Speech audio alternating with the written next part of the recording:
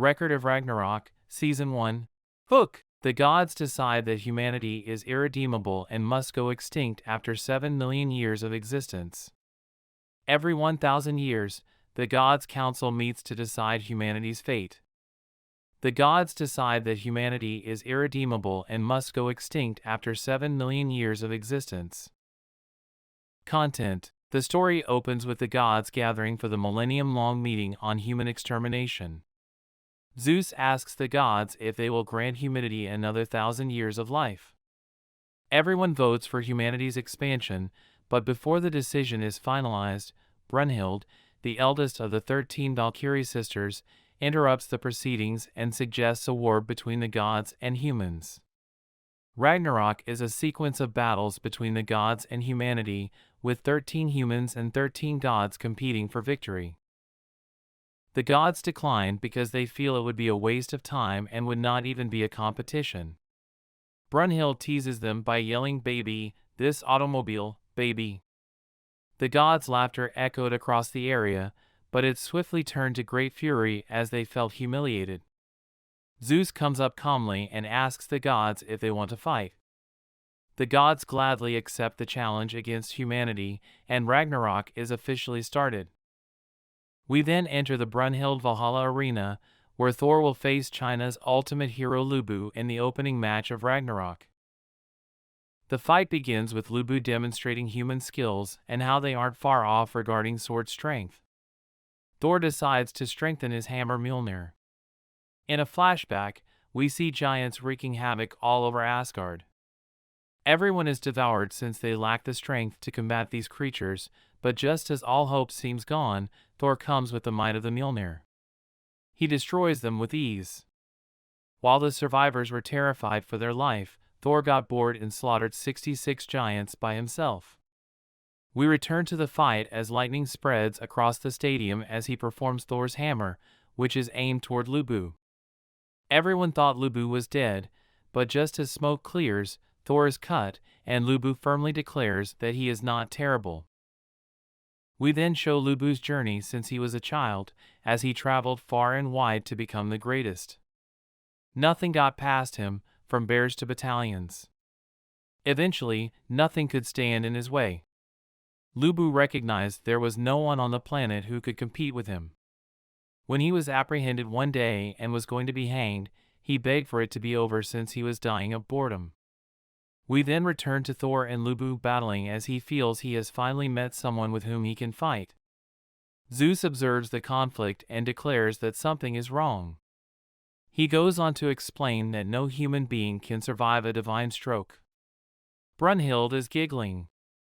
We return to before the combat and witness Geir, another of the 13th Valkyrie sisters, scheming for Ragnarok with Brunhild. Human-made weapons are toys in comparison to divine weaponry, yet the only thing that can survive is another divine weapon. As the rest of the Valkyrie sisters arrive, Rangrid takes a step forward and kneels to offer herself to the cause. We then return to combat as Bruno explains that a Valkyrie's body may transform into a human weapon. Valkyrie's distinct characteristics influence the weapons that are used. Shield Destroyer is Rangrid's value. Thor's glove is shattered by a Lubu spear, and all of mankind rejoices and waits to see a god defeated by a mortal. Thor's hammer falls to the ground, and the cobblestones melt, but Mjolnir begins to pulsate. Zeus then discloses that the glove shop exists not to protect him but to restrain his might and keep him from crushing Mjolnir before it wakes. Brunhild receives a notice for all Ragnarok participants. She then declares that at the end of the game, their champions would be renowned as the God Killers. Thor swings the hammer and then lets it fly in the direction of Lubu. Lubu, on the other hand, avoids it as he races to Thor at full speed, but as he reaches him, Mjolnir is close behind him, returning to Thor's. Lubu uses his spear to drive himself away from Thor's hammer, but Thor catches it and utilizes the speed to his advantage. They collide once more, causing the entire arena to quake.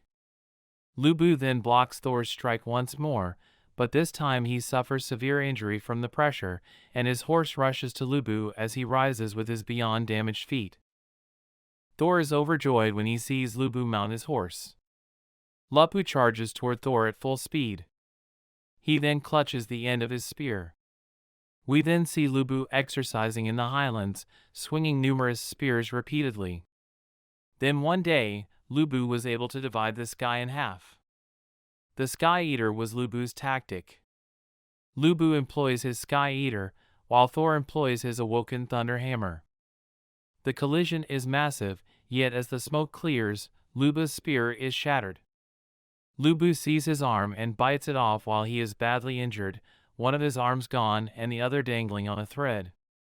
He then looks up into the sky, thrilled with his victory in the war. Lubu feels delighted for the first time in a fight when Thor knocks his skull off to end the bout. Thor is pronounced the winner of the first match, 1-0 to the gods, with Rangrid and a decapitated Lubu on the ground. Brunel and Gyr begin heading back to choose their next warrior. Gyr is curious about what happened to Lubu and, more crucially, Rangrid. She claims that the soul is obliterated and merely turns into comic dust.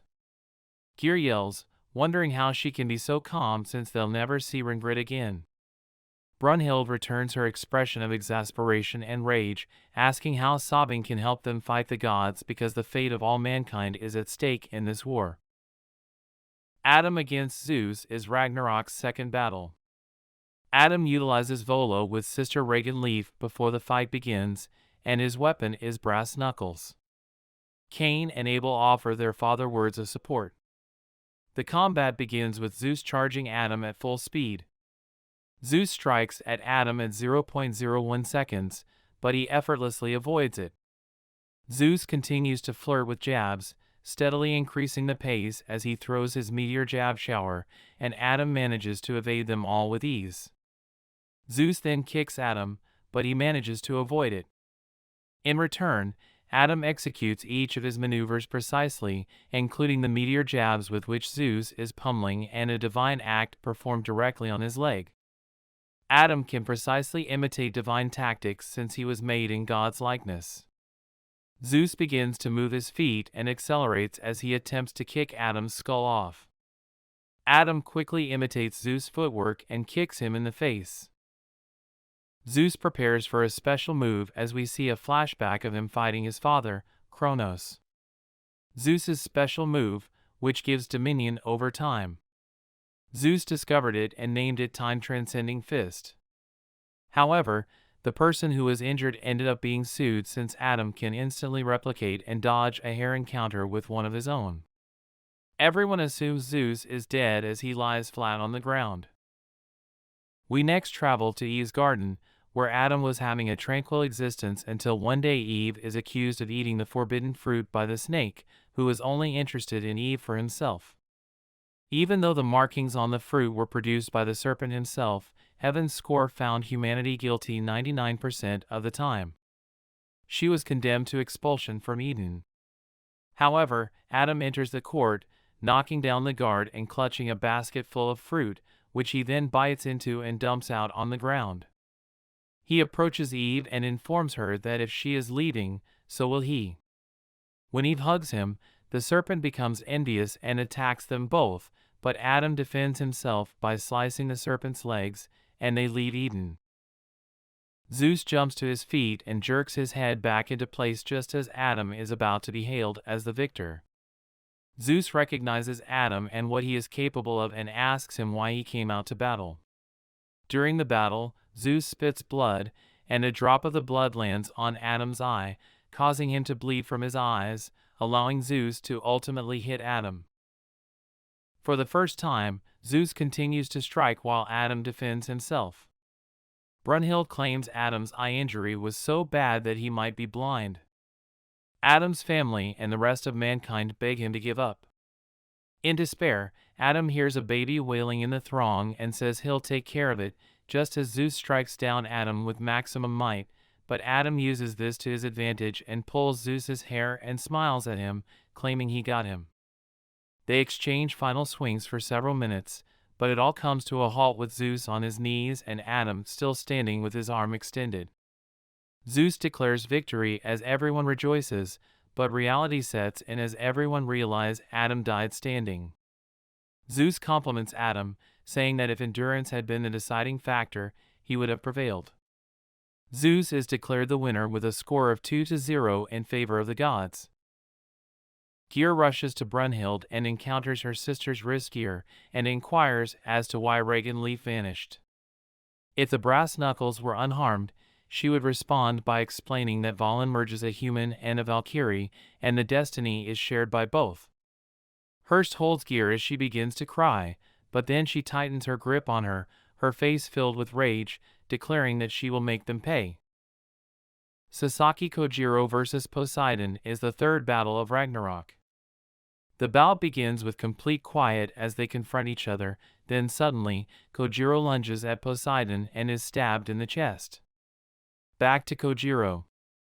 Still standing there, beginning to sweat, Kojiro was thinking of methods to attack Poseidon, but he had already been slain 18 times before the contest began. He charges toward him, ordering Poseidon to look at him. Poseidon had already murdered Adamas when he raised his head to look him in the face for the first time. Poseidon informs Hermes that there is a forger among them. Kojiro sits in the center of the game, declaring that he does not want to die. We then get a glimpse into Kojiro's history as a man who never won anything. He arrives late at the dojo, and an enraged Kakegatsu wishes to combat him. Kojiro resists his blow, but he continues to strike, knocking his blade out of his hands. Kojiro surrenders as he rushes him, and Kakegatsu becomes even more agitated when Kajimasa enters to calm him down. When Sagan, the dojo's creator, asked him why he surrendered so soon, he said that he could fight Kakegatsu 100 times and never win. Kojiro learned in nature rather than the dojo. 6 months later, he returns to the dojo, and everyone is taken aback by his look. Kakegatsu wants to try, but Kojiro claims he has already exceeded them. He swings at him but envisions himself being sliced in two and stops. Kojiro requests a lesson from Sagan and once again fails. For years, he didn't come to the dojo.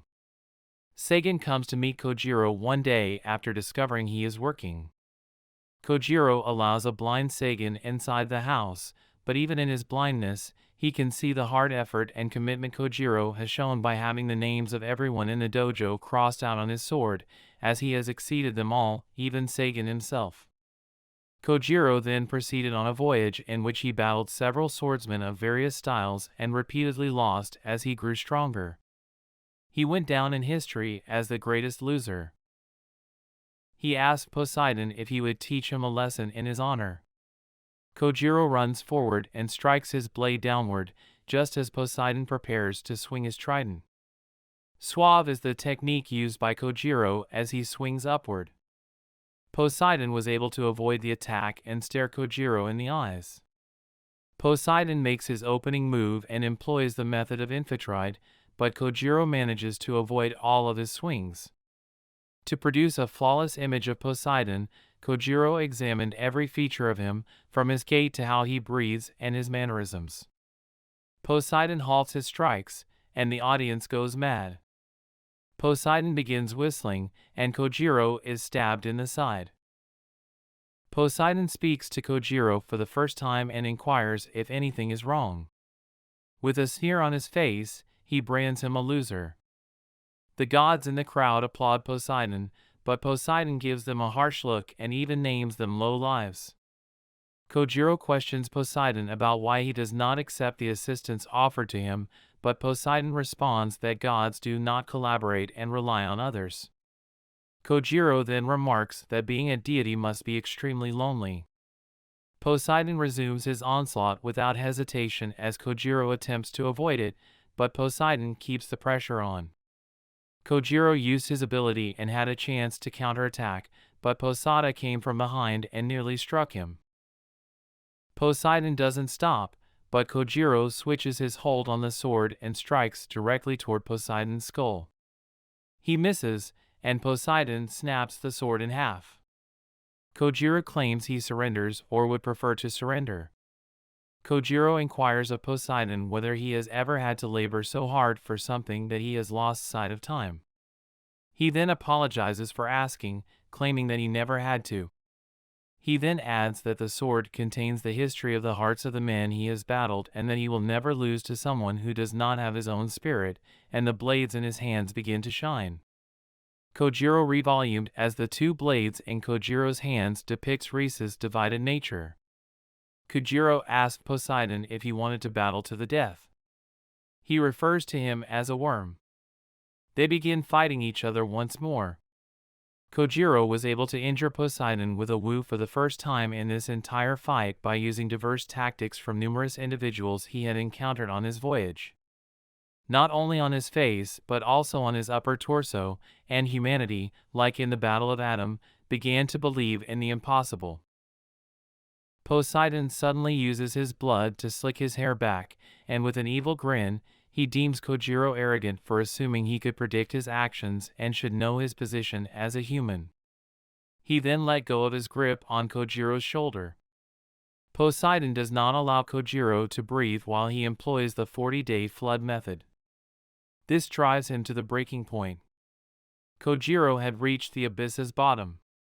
He merely went deeper as he prepared to accept the loss. Everyone he's ever fought with assists him while pretending to swing a sword. Poseidon slashes Kojiro, who is stopped by a straight block as he declares his will to win.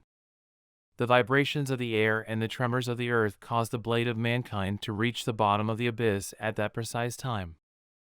As Poseidon creeps up on him, Kojiro begins to completely avoid his assaults. Kojiro slashes Poseidon's arm with his trident, but Poseidon catches his own arm and continues. This isn't enough as Kojiro slices Poseidon's other arm, but Poseidon doesn't give up, catching the trident in his lips and continuing to battle. Kojiro finishes the battle by slicing Poseidon across the breast. Poseidon, enraged, brands him a loser as his torso slips out of his body. Winning, according to Kojiro, feels quite amazing. The score is currently 2-1 in favor of the gods. When one of their own falls in front of them, the gods realize they aren't as untouchable as they thought. Zeus, Hermes, Ares, Loki, and Shiva discuss what transpired at the gods' castle. Zeus accepts and acknowledges mankind's might. If they are to triumph against humanity and Brunhild, they must take this seriously. Shiva declares that he will be the next one, but Zeus stops him, saying that the Greek gods have a debt that must be paid. The season ends here. A century-long battle fought between monsters and humans decades ago.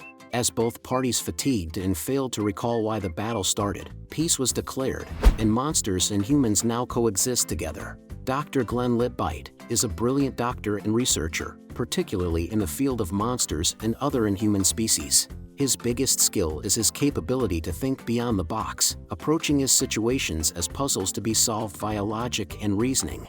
His talent, combined with his gentle, altruistic character, pleasant clinical skills, and charming looks, has gained him the admiration and devotion of several of his patients, and he works alongside his succubus helper, Saphantite Saphi Neeks, to cure creatures. Saphi's Glenn is a childhood buddy who moved into Glenn's home for a while as a result of a business agreement between both families. Glenn and Sapphire got close during this period. Sophie was brought to her family back after a year of staying together, but it left an indelible mark on Glenn. Glenn would subsequently join the Nemi Academy, where he would meet Saphi by chance. After completing their degree in the Monster Doctor program, he and Saphi co-founded the Litbite Hospital. Glenn is conscious of Sophie's affections for him, but he does not react to them. Glenn is instructed to do a medical assessment on combatants at the town arena by his instructor Ascilla, Dr. Thulhi Squeal. Upon completing an exam on a young golem, she has found that she is expecting. A centaur Tisalia Scythia, who is the lone successor of Scythia Transport, is among the combatants. Confesses he wants to marry somebody similar to Glenn, making Saphi envious. Tisalia hasn't won a fight in almost 1 month, though Glenn says she's well physically. Later, he finds her conviction in her body's perfection implied she rarely permitted her to be equipped with metal shoes, so her feet had deteriorated abnormally, making her lose balance. Ignoring her complaints, Glenn gets her shoes and she begins dominating fights once more. Glenn worries that Cthulhu was trying to see if he would handle a tough case. Saphi describes how she encountered Glenn as a toddler amid the war while she was brought to Glenn's dad as a political prisoner. She didn't return to him till they both enrolled at the monster's medical school. Saphi and Glenn went shopping on the Merrow waterways, which Scotty Dragenfeld constructed. A mermaid singer, Lilala Hines, a singer-mermaid, promises Saphi and Glenn to buy a song, and although her great brilliance, she is not able to complete it. Glenn determines that Lilala has irritated gills as a result of not having much spent in the sea. Lilala believes she would soon be paid to perform at the Central Council Auditorium. Meanwhile, she has to perform on the waterways to assist her siblings and her mom. Lilala tries to rescue a humanoid baby who slips into the river. Furthermore, because her gills are swollen, she breathes water into her chest accidentally and continues to sink. Glenn saves her by pushing oxygen inside her lungs through a kiss, allowing her lungs to evacuate the ingested water. When Glenn treats Lilala's lungs, she begins to sing full-time in the council auditorium and grows feelings for him. A lady is hunting a robber in the nighttime when she gets attacked. On the following day, when Sapphire and Glenn have finished curing Lady Scotty, a young slime girl, Kunai Zeno, her guard, visits them. Scotty asked whether they can assist in finding and reattaching Kunai's arm. Kunai is revealed as a flesh monster. Kunai declines Glenn's assistance when Scotty left, citing her dislike of physicians, and goes to search for its limb by herself. She spots another robber outside and chases them. Afterward, while seeking Kunai's limb, Glenn stumbles across Tizalia, who discovers Kunai's leg. Glenn examines the leg and notes that the sutures are deteriorating. He then proceeds farther into town, where he encounters Lilala, who is holding Kunai's arm. Glenn, despite Kunai's objections, contains different body pieces in an attempt to find her. However, Saphi is talking to Aranya Tarantara Arachnida, her friend, in the hospital. Kunai thanks Glenn when he was done. The robbers were then shown to be observing. Saphi informs Glenn that she thinks she is expecting him to come to the facility. Saphi admits that she had been harboring a discarded harpy egg. Suddenly, a gang of robbers attacks the clinic. As they come across Kunai, who informs them that the robbers are slaveholders, they accompany Lilala and Scotty to the waterways, where they are ambushed by snipers. Tizalia, luckily, was close and confronts them. Some of the harpies in the hideaway have an affected egg due to anxiety. As Saphi and Scotty fight the robbers, Saphi laments not telling Glenn about her terminal condition and their family's assassin skills. She is really on directions as a youngster to murder Glenn's parents and siblings if the business transaction fee. Saphi is infected and falls unconscious amid the combat. Glenn reveals to her once she recovers that now the slavers are captured and the harpy can securely lay her egg. Saphi resolves to tell Glenn the truth, which he admits he already knew.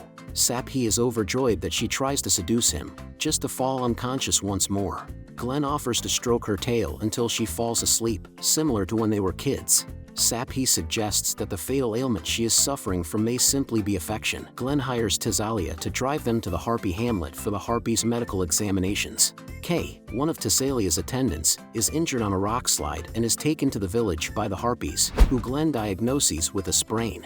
Lorna, Kay's childhood friend, gets excessively preoccupied without Kay and nearly jeopardizes Tisalia's talks to hire the Harpies as air couriers. Tizalia, concerned, requests that Glenn check Lorna, while Glenn is at a loss for how to begin because Lorna seems to have a psychological problem. Lorna might feel worthless with no one in control, according to Saphi, because she was brought up high-strung and also more vulnerable than Tizalia and Kay and Tizalia. Glenn takes the unusual choice to strip Lorna of all control, providing her with a leash and blindfold. Strangely, Lorna feels more comfortable right once since she can concentrate on her work, while Glenn personally believes Lorna enjoys being tied down. As an appreciation, Lorna and Kay attempt to lure Glenn jointly, figuring that if the two sleep together, Tizalia will most likely force Glenn to take some responsibility and marry her. He is swift to deny it, but Lorna and Kay remain hopeful that Glenn will someday become their master. Tizalia, Glenn, and Saphi pay a visit to Illy afterward, seeing Kay. Glenn checks her and declares that she's not ill and is just molting.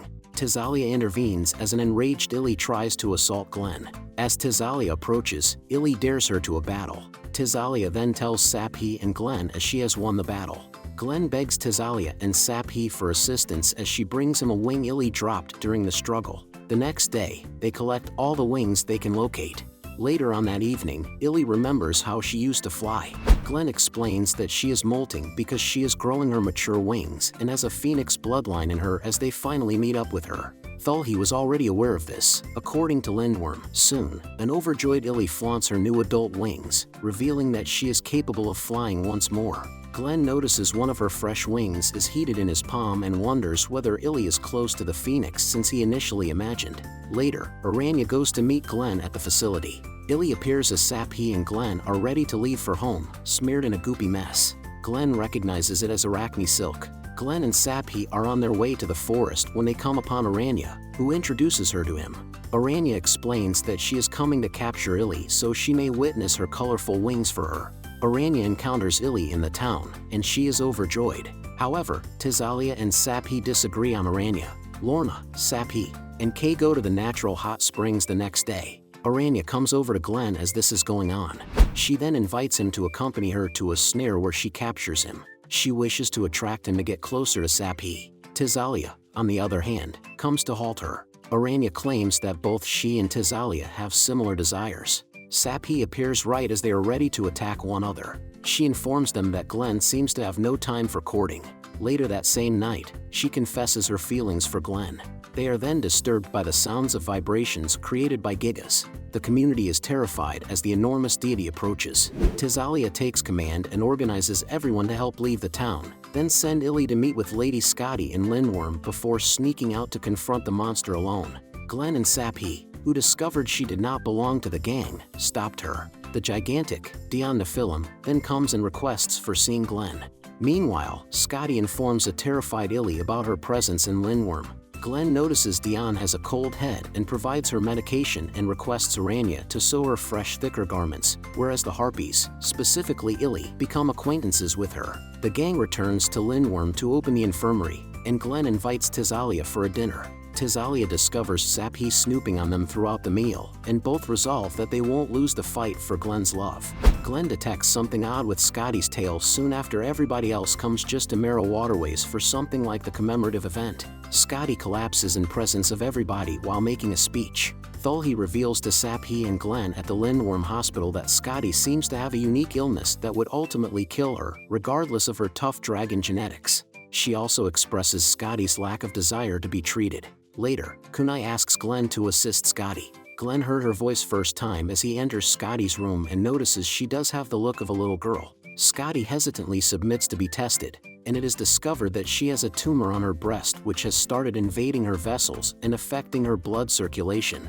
She feels it as punishment for her ancestors' departure from the world of gods, as well as her acts in the Great War. Glenn requests approval from Thulhi to undertake a difficult operation, and she accepts after learning his passionate intentions but thinks Scotty may still require convincing, and they will need at minimum one more doctor. Glenn requests Aranya's stitching talents to restore the invaded veins. Aranya initially resists but gives up when she realizes she would be capable of wearing a nurse's outfit like Saphi. Glenn continues his preparations, unfazed by the obstacle.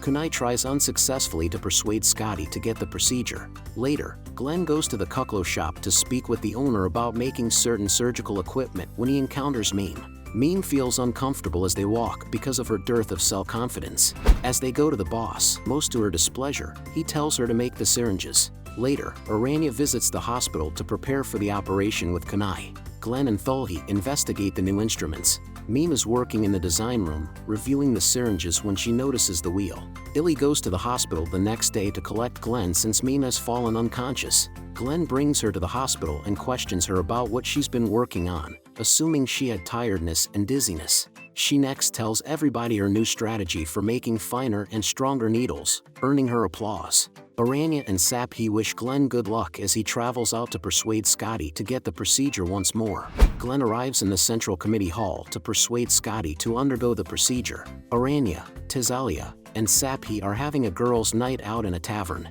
Saphi discovers Aranya taking a dragon's skin as they get to the hospital. Tisalia and Saphi intercept her as she attempts to leave. Tisal Saphi have a passionate talk with a stunned Aranya rather than turning it into the officials. They also tell Aranya that she deeply loves Glenn. Glenn eventually gets up with Scotty, who reveals why she refused to have the procedure. Scotty chooses to get the procedure after all when Glenn reminds her that she wants to live a fulfilled life. Night before the operation, Glenn, Thulhi, Glenn, Aranya, and Saphi work on Scotty, as the rest of Lindworm waits with hope. The city delighted the following morning when it is discovered that the operation was successful. Scotty appears during a celebration following the operation. Although his professional demeanor in the presence of female patients, Glenn is also capable of experiencing shock or discomfort for someone else, as is when Scotty revealed herself in front of crowd to prove that no signs of her excised tumor remained. She then makes her way to the hospital. However, Glenn is caring for a sick Saphi. He bumps into Kunai and Scotty as he exits the hospital to conduct a house visit. As their vehicle breaks down, Meme appears and repairs. Scotty expresses his gratitude to Meme and Glenn by presenting them with 2 enormous bottles of champagne. Aranya cares Saphi in the hospital. Dion assists the Harpies at the Harpy settlement. As Glenn comes, he instructs Kay, Lorna, and Tizalia to move the containers. While Illy and her companions arrive at the facility, Aranya taunts Saphi about Glenn. They bring the food from their town and the highlands to Aranya and Saphi. Glenn comes just then and is surrounded by the females. Glenn recounts that everyone continued offering his food on his walk home. During the evening, a celebration is held throughout the city. There the season ends. Farming life in another world. Episode 1. Hiraku Machio has a dream of his passing. When he wakes up from this dream, he exits his room and runs into Anne. After a short chat with her, he goes to greet another character. While passing the kitchen, he hears a sound and takes a look. He speaks with another female character who wants to burn what appears to be slime. Yet Hiraku says to spare it. Rue walked up to him. They talk before Tia flies in to greet them. She then proceeds to have a chat with Rue. As Hiraku watches them chatting, they stop and look at him. Tia asks if she can help him, and he speaks about the dream he just had about his past. After mentioning it, he looks towards 3 animal-eared kids playing.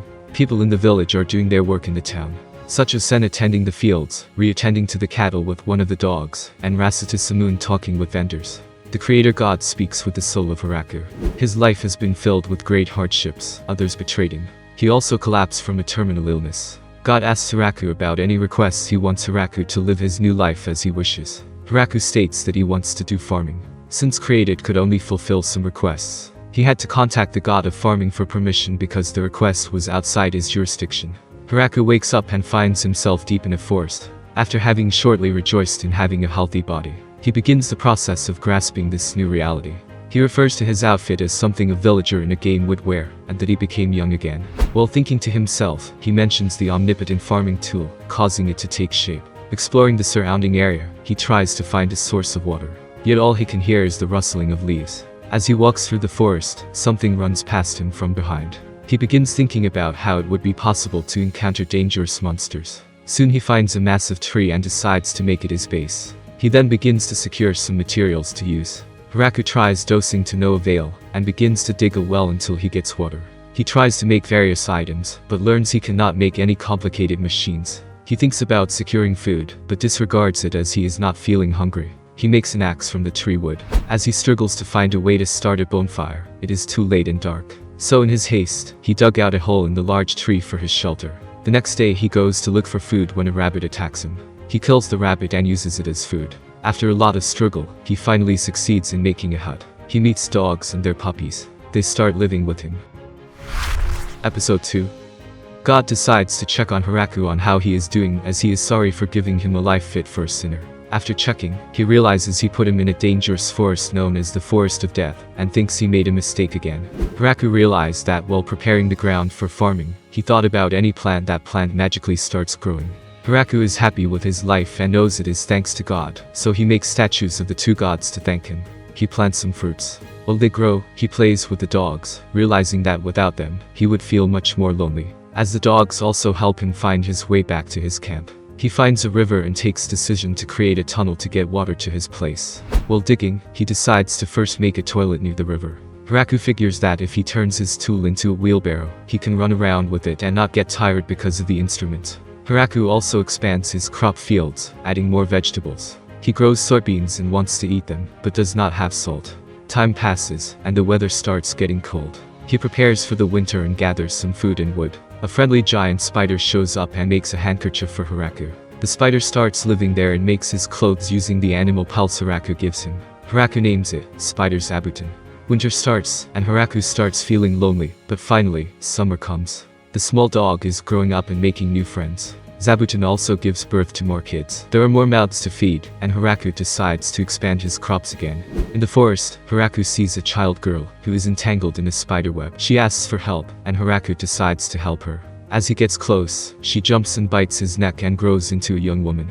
She sucks his blood to recover, and Haraku lets her do that. She takes her to his fields, and tells her name is Ruarashi, a vampire. She tells him her story. She is working on research, and some people are trying to steal it, so she comes here to hide from them. She asks Ru to stay here, and she accepts his offer and starts living with him. The next morning, Ru turns a little younger. Haraku wonders why, and she explains that in this appearance, he will restrain himself from touching her, and Haraku agrees. Ru asks Haraku to grow medicinal herbs, and he agrees. Episode 3.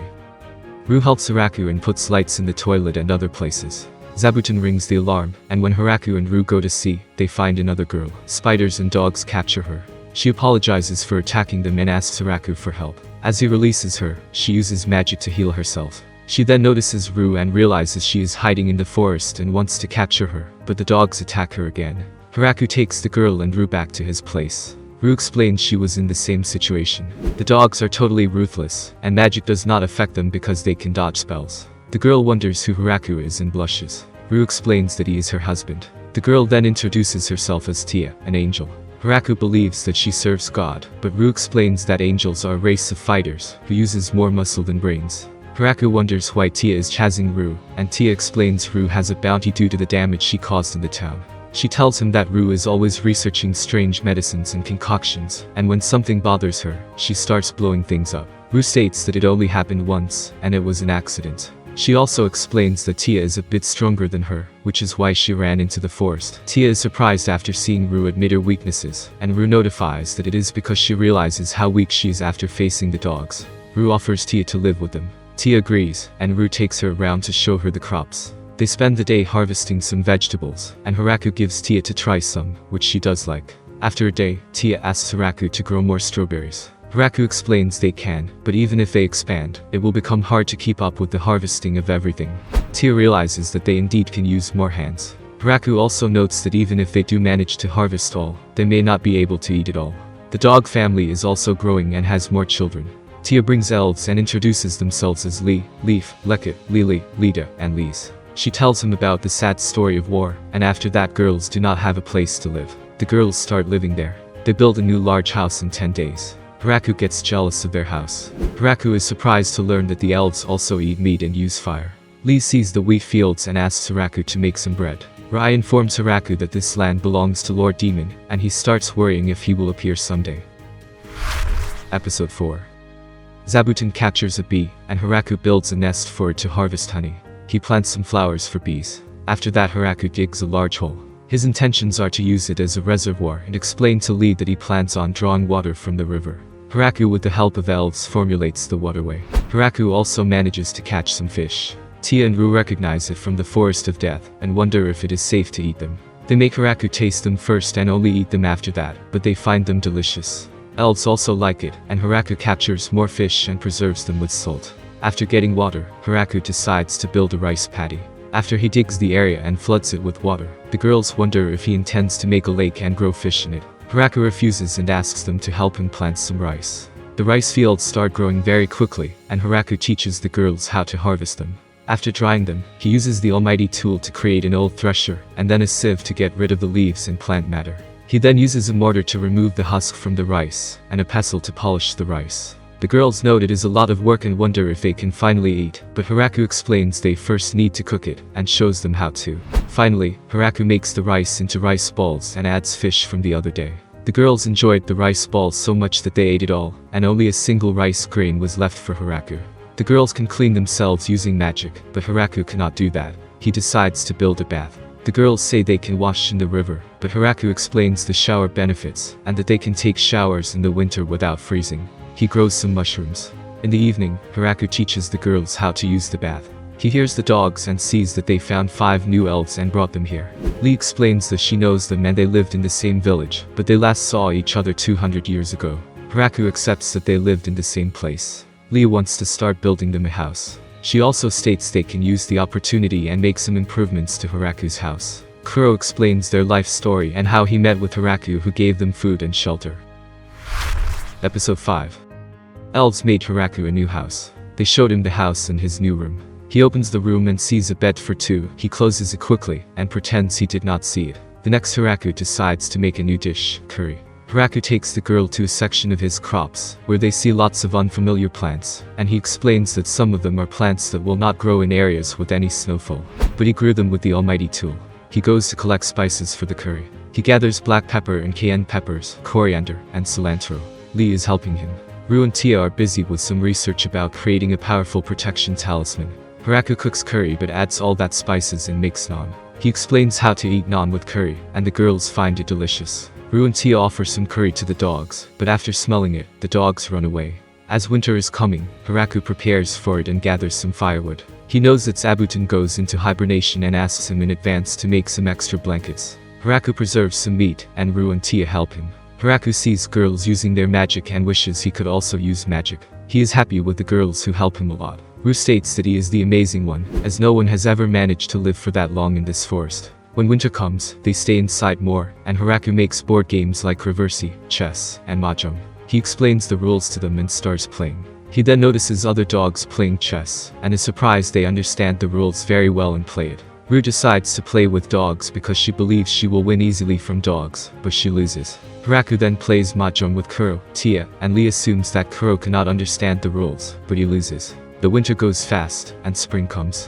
One morning, Zabuton alerts them. Hiraku then sees that something big is coming from the sky. He guesses it's a dragon, but Tia corrects him it's a wyvern. Episode 6. The wyvern attacks Hiraku's group, breathing fire, but Rue and Tia use magic to defend themselves. The fire spreads into the crops, but the elves quickly put it away. He summons the almighty tool, which turns into a spear. He throws it at it and kills it. Rue tells him that it is a rare creature, and Tia explains that it is not just sent alone because it is a valuable creature. Hiraku wants to eat it, and the girl thinks it will be delicious. Hiraku makes 3 dishes with the wyvern meat, and all the girls enjoyed it. Rue asks Tia about blocking Hiraku's spear, but Tia says that the wyvern was not able to stop it. She cannot even stop it. Rue guesses it was luck that they first met the dogs and not Hiraku.